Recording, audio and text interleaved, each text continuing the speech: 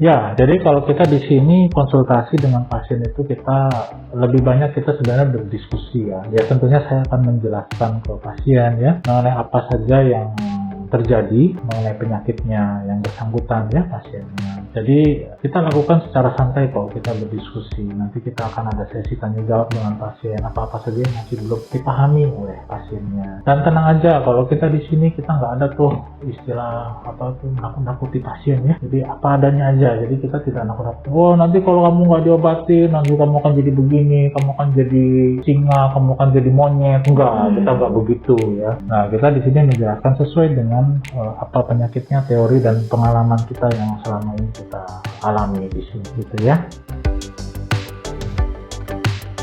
Pasien datang untuk berobat, tentunya kita akan periksa pertama, kita periksa untuk pemeriksaan vital ya, tensi, periksa nadi ya. Nah, terus setelah itu kita akan mendengar keluhan pasien itu bagaimana ya. Jadi penyakit yang dideritanya seperti apa. Nah, nanti setelah itu kita akan lakukan pemeriksaan fisik ya, pemeriksaan fisik sederhana, yaitu kita suruh pasiennya untuk berbaring di tempat tidur. Nanti saya akan memeriksa pasiennya tersebut. Dan untuk pasien-pasien perempuan biasanya kan kadang suka aduh enak nih, malu nih dokternya cowok gitu kan. Nah itu kita akan minta tolong sama suster juga untuk membantu menemani di situ pemeriksaannya. Jadi nggak usah takut kalau ada pemeriksaan fisik terhadap lawan jenis ya, perempuan ya, ibu-ibu atau nona-nona ya, nanti akan ditemani sama susternya juga gitu ya.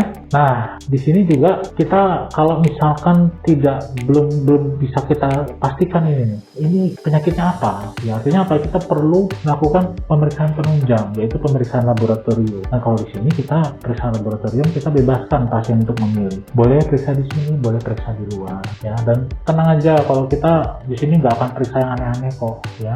Untuk pemeriksaan gonoreja tadi pasien saya barusan itu dia periksa di luar harga cuma 200 ribuan ya. Itu kita bebaskan kok, dia mau periksa di luar kita kasih pengantar silahkan ya. Jadi kalau ada yang periksa penyakit kelamin bisa sampai jutaan ya, saya juga nggak tahu tuh apa aja yang diperiksa ya. Nah, pasien saya tadi periksa di luar cuma 200 ribu. Untuk pengobatan di klinik kita, ya tentunya kita akan melakukan pengobatan dengan pengobatan yang tepat ya, dan tentunya harus rasional juga. Jadi kita nggak nambah-nambahin obat, kita memberikan obat sesuai dengan apa yang menjadi kebutuhan pasiennya gitu ya. Nah jadi juga kita nggak kayak kasih obatnya obat kosong aja deh gitu. Enggak, juga nggak begitu ya. Kita juga tidak kayak apa sembur-sembur gitu ya, kayak ala dukun gitu, enggak. Jadi sesuai dengan apa yang diperlukan sama pasiennya ya. Nah saya juga pernah ada kasus, jadi ada orang bule itu dia datang ke sini untuk berobat, kasusnya kencing mana. Nah ketika kita obatin sudah sembuh dan dia balik ke negaranya, beberapa minggu kemudian ada kunjungan tuh dari puskesmas setempat ya. Mereka mau cari tahu apakah klinik Rafa ini melakukan pengobatan sesuai dengan kaidah yang berlaku atau tidak. Ternyata lulus ya. Jadi kita itu sudah memenuhi syarat atau memenuhi ketentuan untuk pengobatan penyakit di sini sesuai dengan kaidah nasional dan internasional.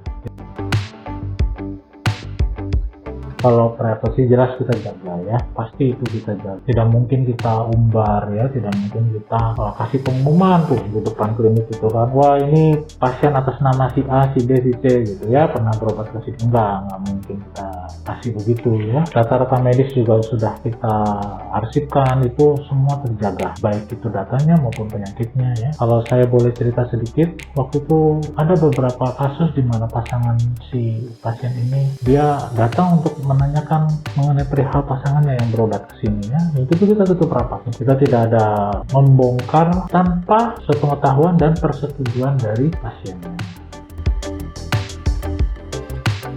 Sebagian besar penyakit yang kita tangani adalah penyakit-penyakit menular seksual ya, atau penyakit kelamin ya.